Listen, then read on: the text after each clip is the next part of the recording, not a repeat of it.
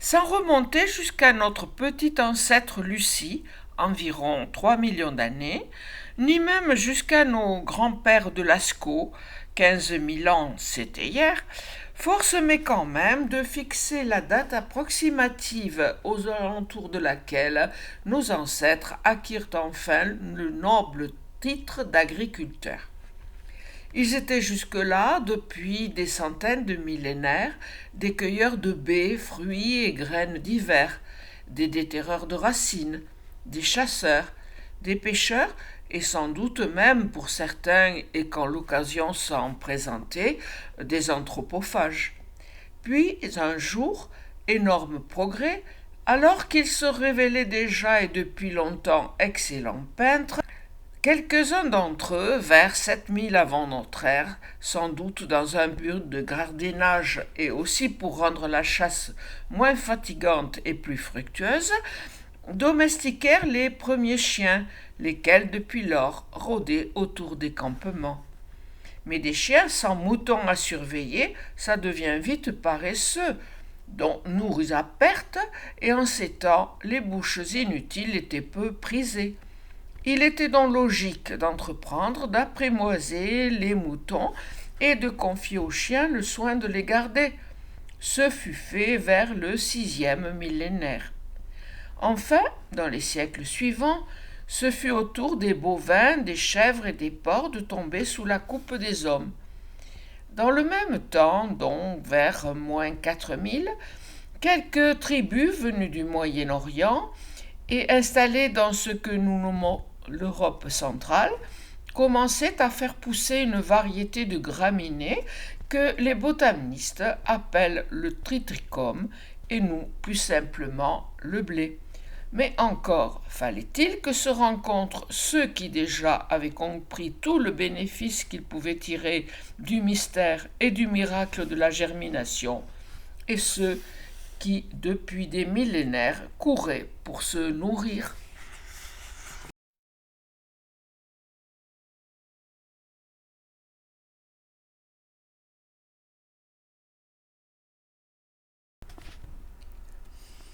Pour nos ancêtres, la découverte et l'application d'une forme d'agriculture, pourtant bien sommaire, furent une authentique révolution, un bouleversement total. En effet, à compter de ces jours où les hommes décidèrent de défricher par le feu et la hache de silex des morceaux de forêt et de les emblaver, ils furent contraints de rester sur place, non seulement pour surveiller et protéger la croissance des cultures, mais surtout pour en assurer la récolte. Pour ces premiers paysans, étymologiquement habitants d'un pays, et sauf catastrophe, guerre, épidémie, c'en était fini de l'errance. Et parce que la sédentarisation, donc la stabilité, est plus propice à la réflexion et aux plans à long terme que la nomadisation, c'est bien grâce et avec la naissance de cette agriculture, balbutiante mais réelle, que les hommes s'acheminèrent vers une forme moderne de civilisation.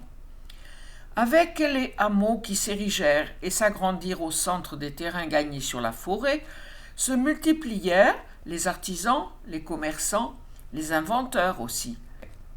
Grâce à quoi, pour faciliter les échanges et le commerce, des sentiers puis des chemins s'ouvrirent de village en village et sillonnèrent ainsi les contrées. Mais déjà nous en sommes maintenant vers les années 3000 avant Jésus-Christ.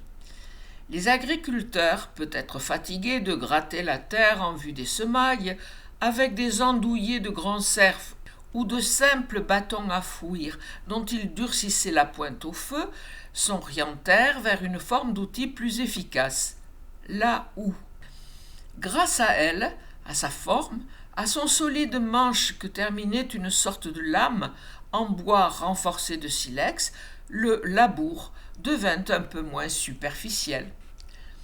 Autre progrès encore plus marquant, c'est aussi vers cette époque, et alors que certains se demandaient sûrement comment améliorer le halage des traîneaux et soulager ainsi les bêtes de somme, bœufs et vaches, qu'apparurent sur les chemins qui desservaient les villages et venant du sud-est les premiers attelages garnis de roues des commerçants en quête de troc.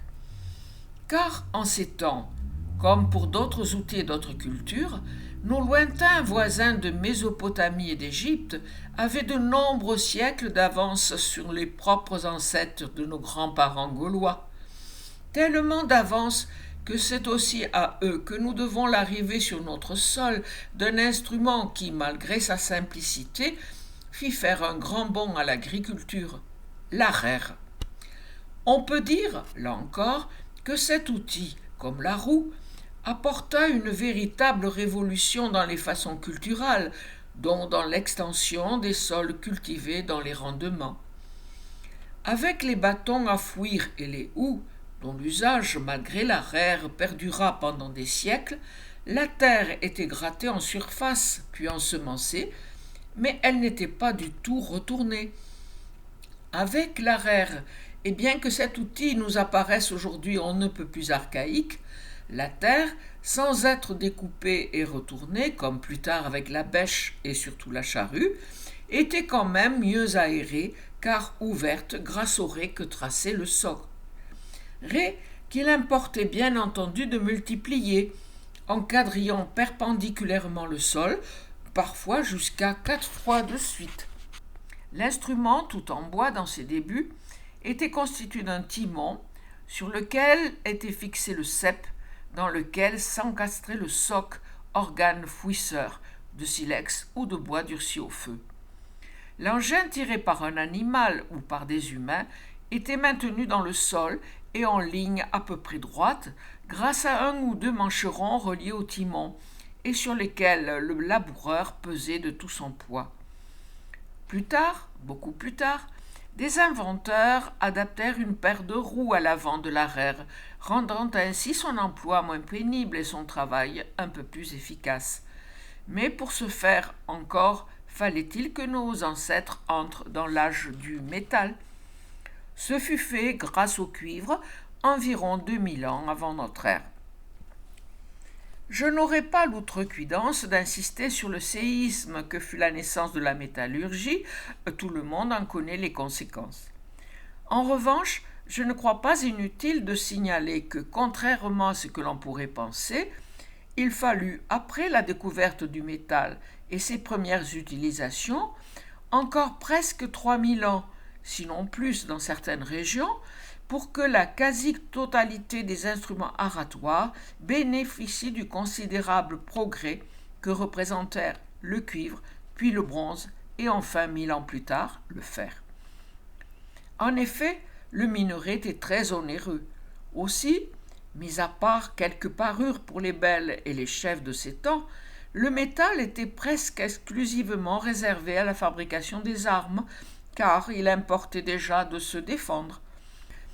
Coïncidence, c'est aussi dans ces années que se généralisa la domestication du cheval et son utilisation à d'autres fins qu'alimentaires.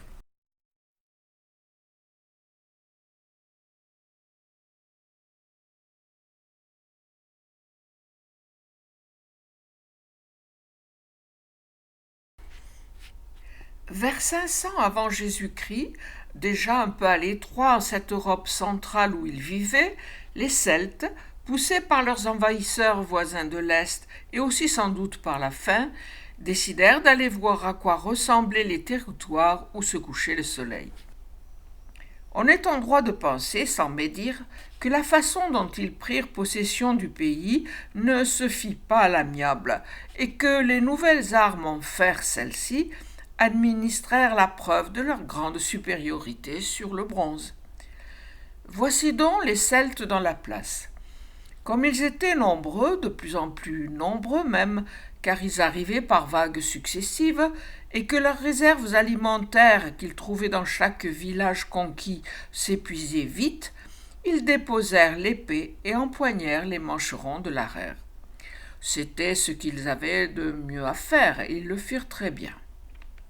Grâce à eux, et à cette faim qu'ils redoutaient autant, sinon plus que le glaive des ennemis, ce qui est logique, il ne faut qu'un adroit revers d'épée pour se débarrasser définitivement d'un adversaire, mais il faut toujours pas loin de 10 mois pour transformer un grain de blé en épi comestible.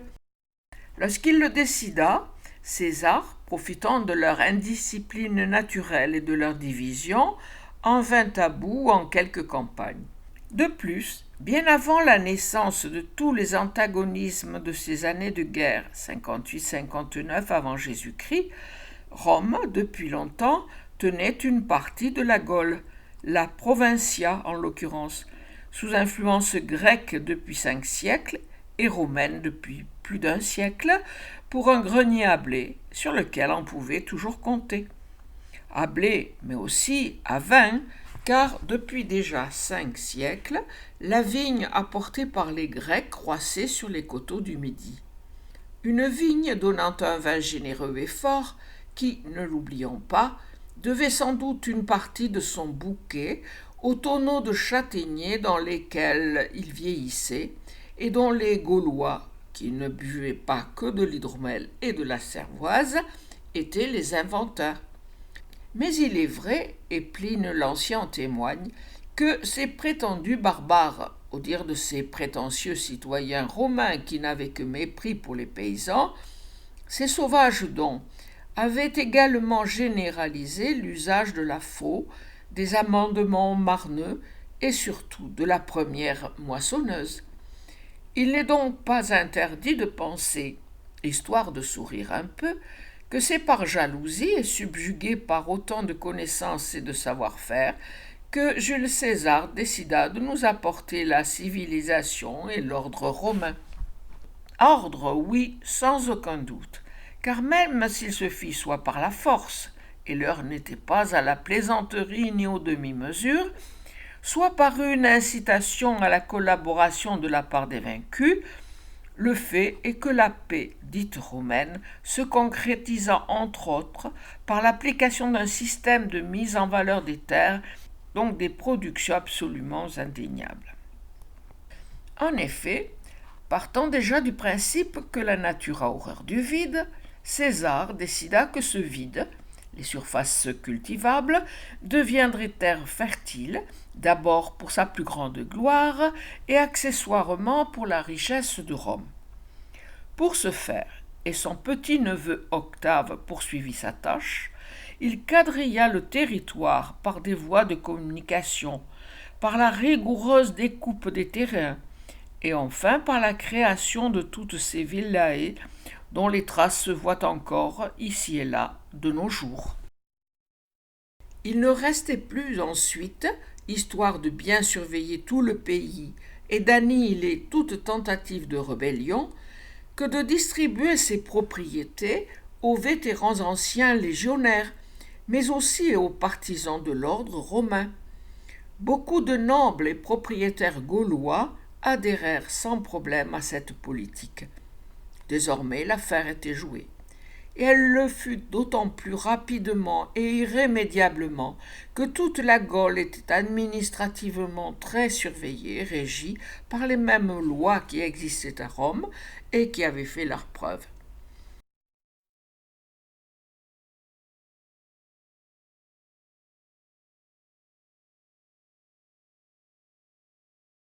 Il est facile, avec plus de 1500 ans de recul, de décréter doctement que tel ou tel grand événement historique était prévisible, car inéluctable, tant il est vrai que si l'on connaît la fin, il est toujours assez simple de réécrire l'histoire. Cela pour dire que, de nos jours, la décadence puis la chute de l'Empire romain nous apparaissent aussi logiques que la disparition du soleil chaque soir derrière l'horizon. Mais là encore, et j'irai jusqu'à dire, déjà, il importe de nuancer. En effet, c'est au cours de ces premiers siècles de l'ère chrétienne que s'installèrent vraiment, au sein de la paysannerie gauloise, des castes séparées par des fossés quasi infranchissables. Il n'y avait rien de commun entre les riches propriétaires de villae, romains de souche ou nobles gaulois, les petits paysans libres et déjà propriétaires de leurs lopins, et la multitude d'esclaves et de demi-affranchis attachés aux grands domaines. Ceux-là qui n'eurent ni le temps ni la possibilité de comprendre grand-chose à la lente dégradation du monde romain. D'ailleurs, comment auraient-ils été au courant de toutes les révolutions de palais qui secouaient Rome, de tous les assassinats politiques, des crises de démence de tel ou tel empereur, de la conversion de tel autre, de tous les coups de force des militaires, et pour finir, de ce partage en deux d'un empire désormais trop étalé vers l'Orient pour être bien gouverné.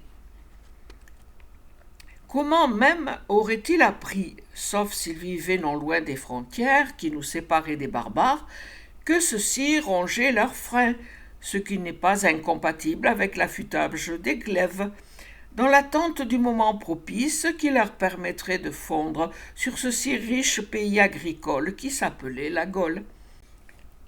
Tout ce qu'ils devaient enfin savoir, c'est qu'il y avait d'un côté les seigneurs et les maîtres, et eux de l'autre. Eux de qui on exigeait une totale soumission, un travail permanent, et, pour les hommes libres, des redevances très souvent étouffantes. Eux pour qui Rome puis Trêves pouvaient bien crouler sous l'assaut des envahisseurs, cela ne changeait rien à leur état. Sauf, naturellement, s'ils avaient la malchance de vivre sur un de ces passages que se plaisaient à ravager tous les barbares d'Europe centrale et d'Asie lors de leurs incursions. Dans ces cas, il était rare qu'on laissât aux paysans le temps de protester. Ce fut aussi dès le début de l'occupation romaine le temps où la vigne se répandit comme jamais. Quittant les coteaux du Midi, elle gagna peu à peu les régions du Vivarais, du Dauphiné, de la Bourgogne, de tout le Bordelais, du bassin parisien et enfin de la Moselle. C'est alors que les barbares, très au courant de l'état déliquescent de l'Empire romain et estimant que le fruit était mûr, profitèrent de ce que le Rhin était gelé, entrèrent en Gaule le 31 décembre 406 et trouvèrent le pays tout à fait à leur goût.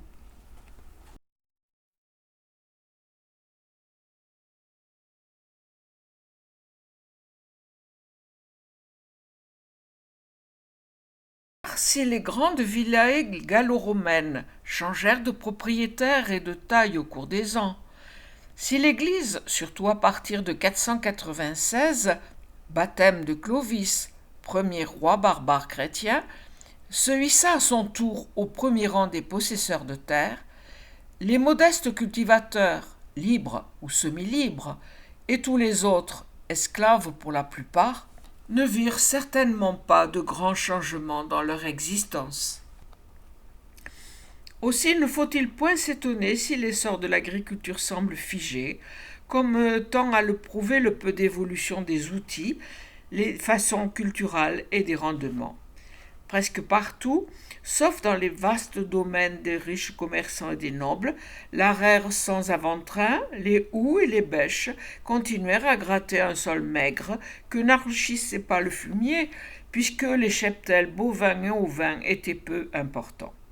Aussi, les rendements céréales stagnèrent pendant des siècles, n'atteignant que rarement 2 pour 1.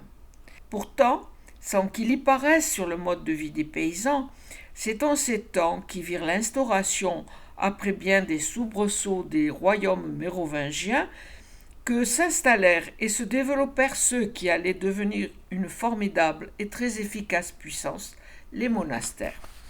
L'Église n'eut de cesse, d'un point à l'autre des provinces, de venir à bout du paganisme latent qui sévissait encore au fond des campagnes, des landes et des forêts. Pour ce faire, aidés en cela par les autorités politiques, les nobles, qui voyaient dans la religion chrétienne une excellente alliée apte à préserver la paix civile, l'Église s'installa partout où elle le put. Mais ce ne fut pas cette conquête généralisée ni l'envoi aux 4 coins du pays d'ermites porteurs de la bonne nouvelle qui contribuèrent le plus à sortir l'agriculture de la léthargie où l'avaient plongé les grandes invasions et les massacres. Les invasions, mais aussi les famines, la terrible épidémie de peste qui ravagea une partie du royaume en 543, la lèpre qui sévissait partout et le brigandage toujours présent, sans compter le climat. Il fut très froid jusqu'au milieu du XIIIe siècle. Encouragé par le zèle d'un certain Colomban, moine irlandais venu s'installer chez nous vers la fin du VIe siècle, l'Église, une fois de plus aidée par les rois et les grands du royaume, dépêcha partout où elle le put, mais surtout dans les régions les plus sauvages et les plus retirées, des cohortes de moines bénédictins, dont la tâche principale, outre l'évangélisation, était l'agriculture. Une agriculture qui, par rapport à celle en vigueur en ces temps-là, apparaît moderne, compétitive, rentable. Une agriculture organisée, c'est-à-dire dans laquelle étaient enregistrés les rendements, les successions des diverses cultures et les indispensables périodes de jachère. Il va de soi que la recherche de la sainteté en vigueur dans les communautés n'était pas incompatible avec l'enrichissement des grands monastères. Et il n'est que de jeter un coup d'œil sur les comptes d'Irminon, le père abbé de l'abbaye de Saint-Germain-des-Prés, alors hors de Paris, pour se convaincre que si d'aucuns avaient fait vœu de pauvreté et l'appliquaient, d'autres étaient d'excellents trésoriers. Il est vrai qu'il était indispensable que quelqu'un soit là pour faire fructifier au mieux les quelques 21 villae regroupant plus de 30 000 hectares que possédait alors l'abbaye de Saint-Germain-des-Prés. Indispensable également de veiller à ce que les milliers de serfs, mais aussi de paysans libres qui cultivaient toutes ces terres, le fassent du mieux qu'ils le pouvaient. Pour les siècles dont nous parlons, ceux d'avant l'an 1000, seul compte le travail considérable auquel se livrèrent des milliers de moines qui croyaient en ce qu'ils faisaient et le faisaient bien.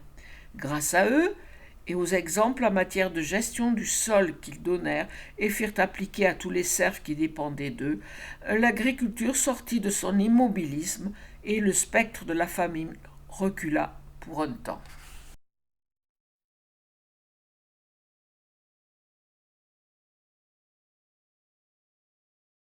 Dans l'état actuel de nos connaissances, il est impossible de déterminer avec exactitude la date de l'apparition en France de la charrue. Je rappelle pour mémoire que depuis des millénaires, l'homme s'astreignait à gratter le sol avant de l'emblaver. Travail superficiel qui ne permettait pas, ou très peu, de retourner la terre. L'arère creusait des raies au fond desquelles tombaient les graines. La charrue non seulement incise la terre avec son coutre, fouille et ouvre le sous-sol de son soc, mais contraint surtout la bande de terre précédemment découpée à monter, en glissant le long du versoir, à se torsader, à se retourner avant de retomber enfin en enfouissant sous elle toute la couche superficielle qui, de tout temps, recouvrait le champ. Si la charrue, vers les temps que nous évoquons, contribua à une très nette augmentation des rendements, ils grimpèrent jusqu'à 4 voire 5 pour 1. Et s'il n'est pas certain que la nouvelle pratique du labour, due à la charrue, explique toute cette progression, on est en droit de penser qu'elle y contribua beaucoup. De même, faut-il se souvenir que ce fut toujours à cette époque que fut vulgarisé l'emploi du collier rigide pour les chevaux. Eux aussi, depuis leur domestication, 3000 ans plus tôt, attendaient l'inventeur qui viendrait les débarrasser de cette sorte de garrot de cuir qui leur saignait le cou et les étouffait dès la moindre traction. De même, grâce au fer dont on les dota, ils purent désormais déplacer leurs charges en tout terrain avec beaucoup plus d'aisance. Cela dit, je pense qu'il faut rappeler que le petit paysan, libre ou serf, était sans doute beaucoup trop misérable pour pouvoir acquérir un outil aussi coûteux qu'une charrue. De même, très rares étaient sans doute ceux qui pouvaient acheter et nourrir un attelage de chevaux ou de bœufs. D'ailleurs, les récits de l'époque mentionnent tous des laboureurs à bras. Mais à propos de ces siècles qui virent de réels progrès, tant dans la mécanisation, les façons culturales et les rendements, il est impossible de les évoquer sans parler de ce phénomène extraordinaire que furent les croisades. Peut-on penser qu'au-delà de toute considération spirituelle, et même si la majorité des manants ne quitta jamais sa paroisse, le phénomène des croisades toucha aussi le monde paysan, à cause de toutes les ventes de terrains que certains propriétaires n'hésitèrent pas à faire pour pouvoir partir vers le tombeau du Christ. Qui dit vente de terrain dit changement de maître pour les serfs, mais aussi pour les paysans libres, possibilité d'acquérir enfin le modeste lopin tant convoité, ce bout de terre qui va faire de vous un autre homme, un petit propriétaire.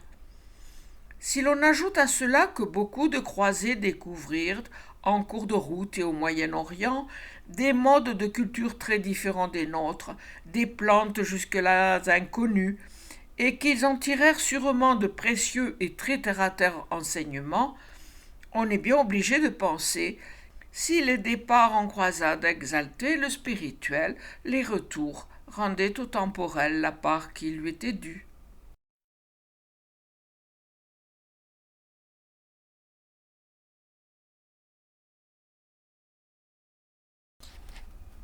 De la période médiévale que nous abordons maintenant, celle qui va jusqu'aux années 1350, on aimerait oublier tous les mauvais aspects et ne conserver que la beauté des cathédrales, des châteaux forts, des grands monastères.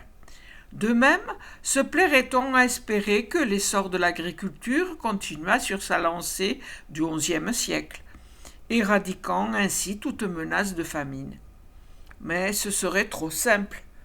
En fait, si les progrès techniques, le développement de nouvelles cultures ou élevage, et celui du ver à soie n'est pas le moindre, auxquels s'ajoutèrent pour certaines catégories de cultivateurs des changements dans leur statut et même dans leurs impositions, générèrent dans les campagnes une évolution non négligeable.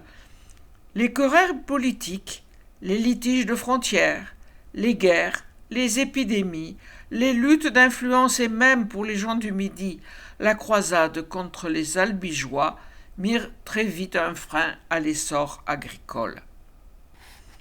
Il était en bonne voie pourtant, car grâce entre autres à la charrue, le principe même du travail du sol avait changé.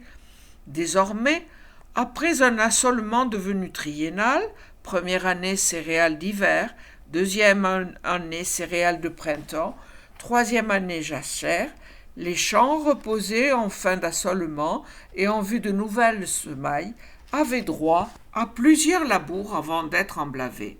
De plus, la vulgarisation de la herse dans les travaux d'ameublissement du sol apporta elle aussi une précieuse amélioration dans la culture des céréales. Certes, toujours à cause d'un cheptel peu élevé, le fumier faisait souvent défaut, mais le marnage et le chaulage tendaient à se généraliser. Aussi les rendements, déjà en progression au XIe siècle, grimpèrent dans certaines régions, et sur quelques domaines, jusqu'à 7 ou 8 pour 1 en froment et 9 à 10 pour 1 en avoine. Pour l'époque, c'était énorme, et il faut le dire, exceptionnel. Tout aurait donc pu aller au mieux et dans la bonne direction si les hommes, une fois de plus, n'étaient intervenus pour tout détruire. Des hommes qui, il faut le rappeler, furent d'abord représentés par une femme, Aliénor d'Aquitaine. Aliénor d'Aquitaine a été tour à tour reine de France et reine d'Angleterre. Duchesse d'Aquitaine et comtesse de Poitiers, elle épouse en 1137 l'héritier du royaume de France, qui devient le roi Louis VII. Elle participe avec son époux à la deuxième croisade. Différent et l'absence d'un héritier mâle aboutissent à l'annulation de leur mariage en 1152. Elle épouse la même année le duc Henri de Plantagenet, couronné roi d'Angleterre en 1154 sous le nom d'Henri II, qui devient ainsi détenteur de 2 fiefs français importants, en plus de ceux de la maison Plantagenet et du duché de Normandie. Devenue veuve en 1189, elle déploie jusqu'à sa mort à plus de 80 ans, une activité inlassable pour maintenir la cohésion de l'Empire plantagenet pour ses fils Richard Cœur de Lion et Jean sans Terre. Et c'est bien à cause de cet impardonnable cadeau qui se réinstalla chez nous, et jusqu'en 1453 le spectre de la guerre.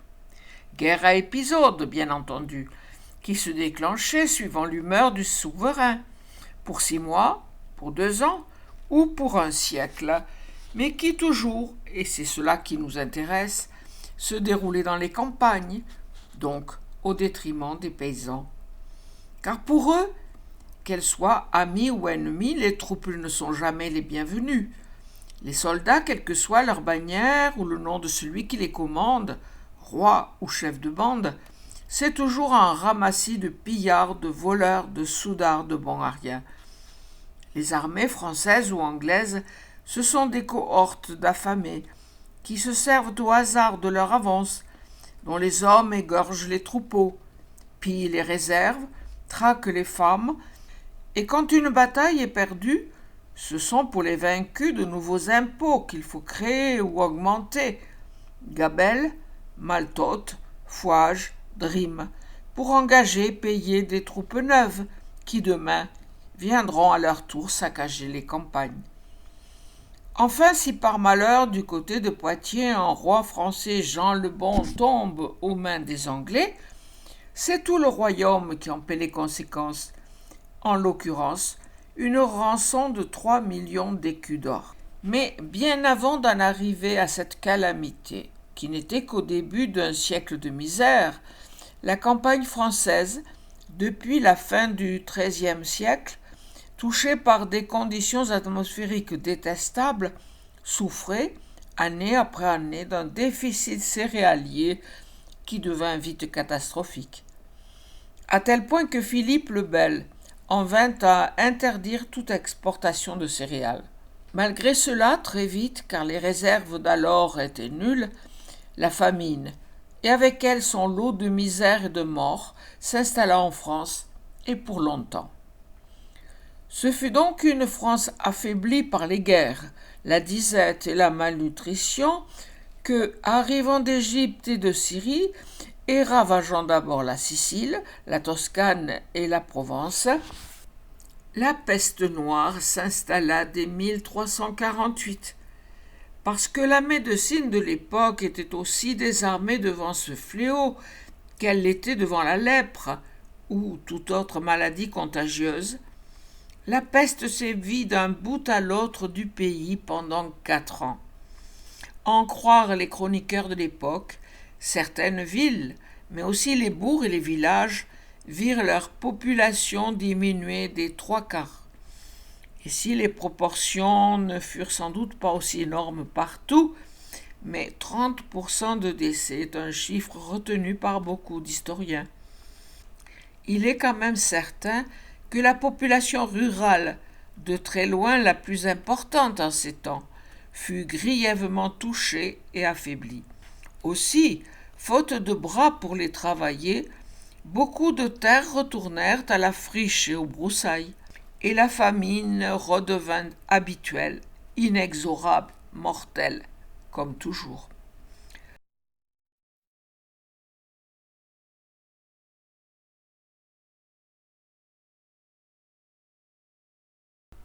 Est-il besoin de le rappeler, même si la guerre dite de 100 ans fut loin de totaliser 100 années de bataille ininterrompue, beaucoup de trêves se prolongèrent pendant des lustres. Le climat d'insécurité déjà bien installé avant même le début officiel de la guerre, 1337, s'enracina profondément dans nos campagnes. D'abord parce que, en cas de vraie bataille rangée, les paysans étaient toujours les premières victimes, puisqu'il fallait coûte que coûte faire table rase de tout ce qui appartenait à l'adversaire, récolte et manant compris. Ensuite, nous l'avons vu précédemment, parce que, en période apparemment calme, les troupes oisives vivaient sur le pays, et du mieux qu'elles le pouvaient, c'est-à-dire en pillant sans vergogne. Aussi, pendant plus d'un siècle après Crécy, 1346, c'est-à-dire presque 4 générations, les habitants des régions frontalières ou susceptibles d'être revendiqués ou défendus par les Anglais, ou encore celles qui, comme la Bourgogne, oscillaient d'un camp à l'autre suivant les opportunités, subirent soit l'occupation des troupes en guerre, soit les batailles.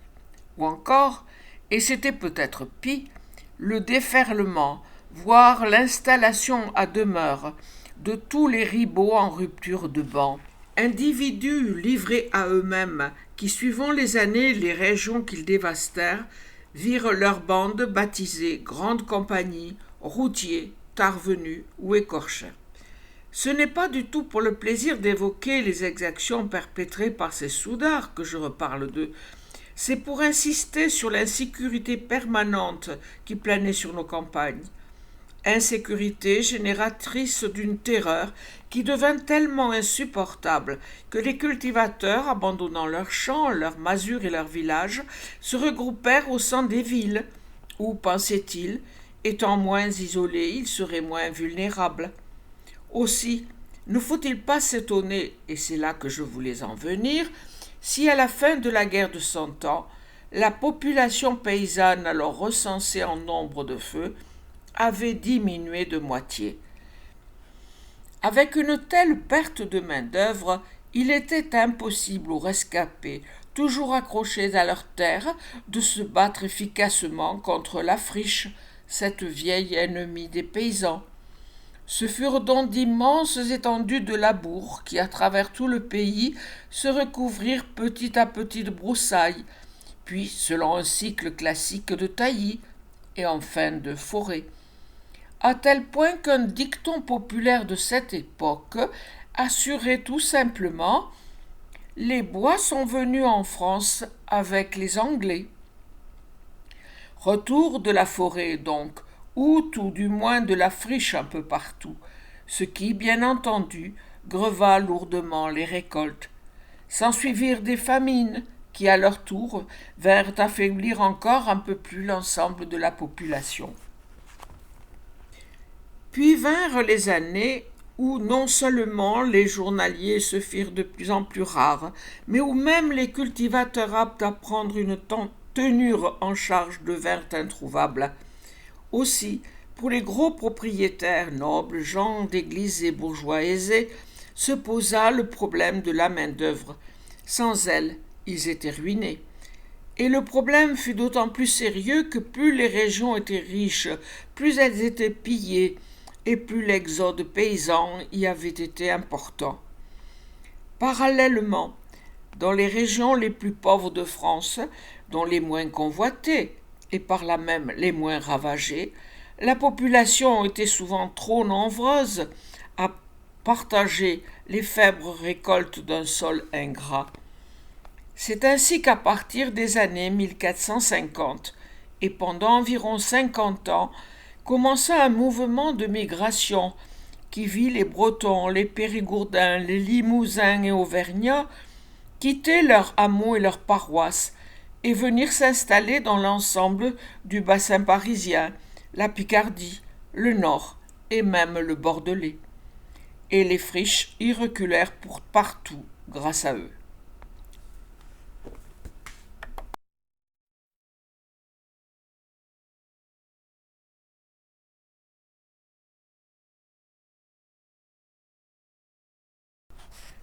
Commencée une quinzaine d'années avant le règne de Louis XI, la renaissance de l'agriculture se poursuivit pendant plusieurs décennies.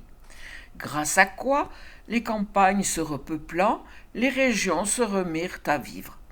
Il s'ensuivit, outre une reprise en main de toutes les terres abandonnées, une sorte de résurrection des bourgs et des villages, dont par là même un développement du commerce et de l'artisanat.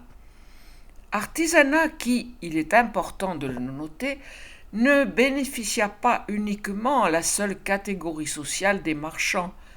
Il préfigurait, à son échelle, le double emploi de certains paysans ouvriers de la fin du XXe siècle. En effet, S'instaura dans beaucoup de régions, surtout les plus pauvres, le système qui consistait pour les gros négociants à proposer pour les mois d'hiver des travaux de tissage à domicile à tous les paysans en quête de revenus supplémentaires. Car il est bien vrai que les plus modestes, même s'ils étaient parfois propriétaires d'un lopin, étaient dans la recherche permanente des quelques piécettes qui leur permettaient, qu'à un cas, de survivre et de nourrir leur famille. C'est pendant cette période de croissance quasi générale de l'agriculture, mais surtout bénéfique aux gros propriétaires, donc aux seigneurs, que se développa en France une nouvelle culture. Et pas des moindres, car elle est d'une très bonne valeur nutritive et se contente pourtant des sols les plus maigres, le blé noir ou sarrasin. Cette nouvelle plante, avant même toutes celles qui nous vinrent des Amériques, participa très activement à nourrir une population sur qui pesait toujours la menace de la famine. Car même si l'agriculture était en progression à la fin du XVe siècle, l'Europe tout entière entra dans cette période que les spécialistes appellent le petit âge glaciaire. Cycle redouté de tous les paysans, avec ses années de froid intense, de printemps pourris, d'étés pluvieux et d'automnes glaciaux, qui s'étendit pour le malheur de tous de 1580 jusqu'au milieu du XIXe siècle. J'avoue ici avoir quelques scrupules, tant je sais l'avoir déjà décrit que la guerre fut en grande partie responsable de cette régression dramatique vécue par tous. Car une fois de plus, même si le ciel s'en mêla pour expédier aux hommes des années catastrophiques pour l'agriculture, grande sécheresse de 1557 et terrible hiver de 1565, les guerres dites de religion, avec tout leur lot d'horreurs, de massacres et d'insécurité, s'installèrent en France dès 1562. Guerre d'autant plus monstrueuse et impardonnable qu'elle se faisait au nom d'une certaine idée de la foi et de sa pratique. Foi et pratique qui, pour ceux qui les défendaient de part et d'autre, étaient tenus pour les seuls véritables et seuls justes, les seuls susceptibles de conduire immanquablement dans l'éternel repos du Seigneur. Bien entendu, comme toujours, la lutte contre la réforme releva souvent, pour ne pas dire toujours, beaucoup plus de la politique que de la théologie. Parce que, à découvrir à quel point les rois, reines, régents et nobles de cette époque étaient loin de vivre dans la sainteté et la stricte application des évangiles, on est en droit de se poser des questions quant à leur foi. Le moins malhonnête en la matière étant sans conteste Henri IV, qui régla clairement ou cyniquement la situation lorsqu'il comprit qu'il était temps de le faire. Tout ce qu'on peut constater, c'est qu'une fois de plus, la guerre, civile celle-là, donc la pire, ravagea toutes les régions accusées d'abriter soit des mauvais sujets soupçonnés de ne point vivre dans la ligne fixée par Rome et par le roi, soit des sujets tout aussi mauvais parce que catholiques. La misère et la disette s'installèrent alors à un point tel que, pour ne citer qu'un exemple, l'hectolitre de blé qui ne coûtait que 11 livres en Angleterre monta chez nous jusqu'à 61 livres. Et bien heureux, mais rarissimes, ceux qui avaient de quoi manger du pain à ce prix-là.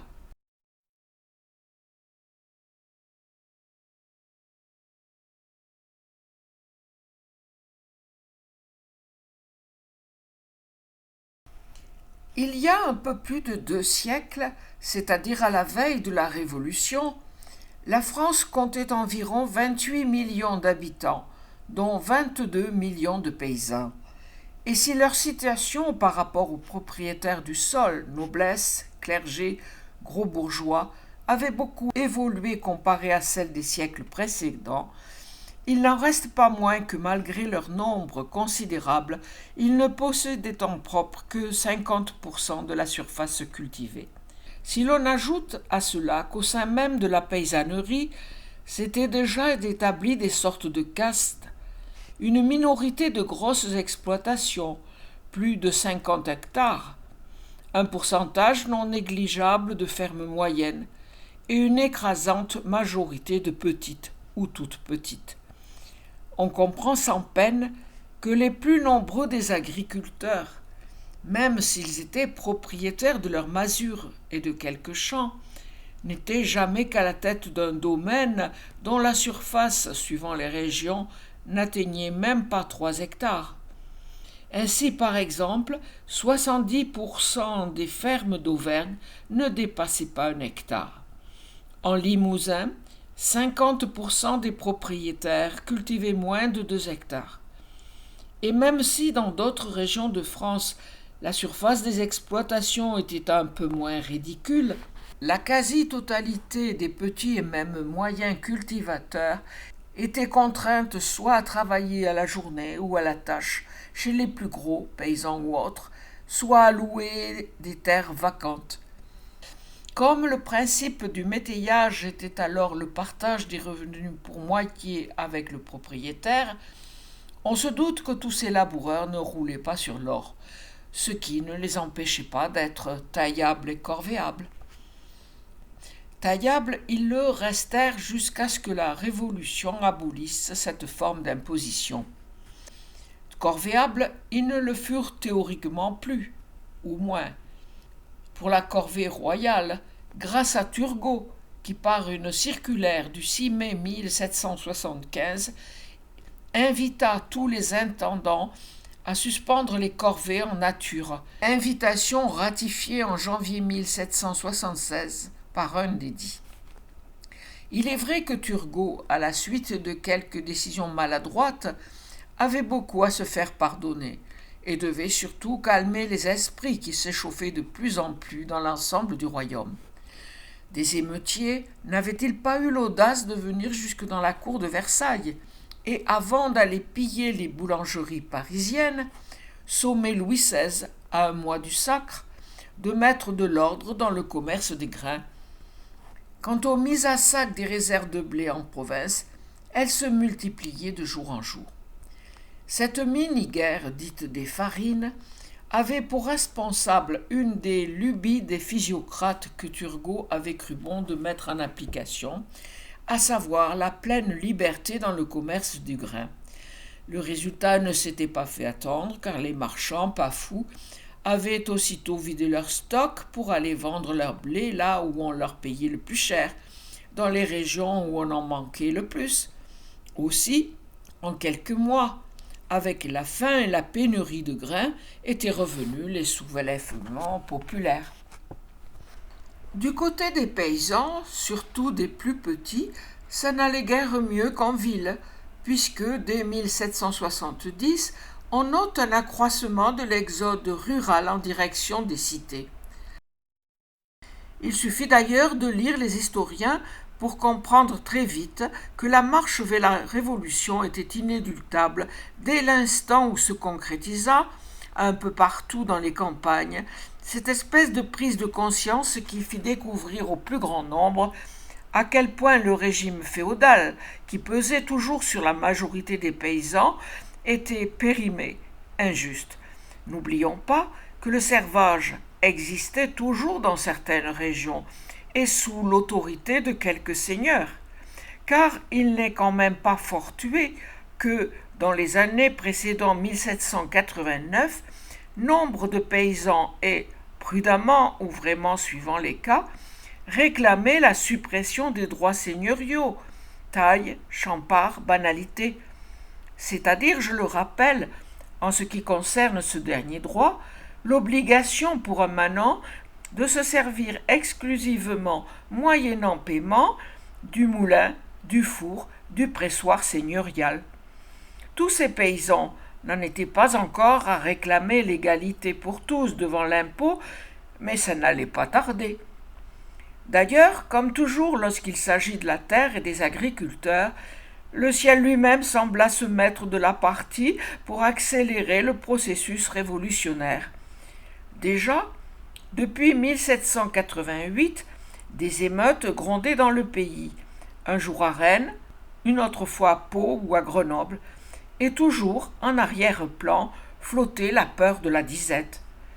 Comme l'histoire aime bien faire des clins d'œil, on est en droit de se demander s'il ne faut pas en voir un, et un beau, dans l'exceptionnelle averse de grêle qui détruisit toutes les récoltes dans une grande partie de la France, mais surtout au nord de la Loire, région très céréalière.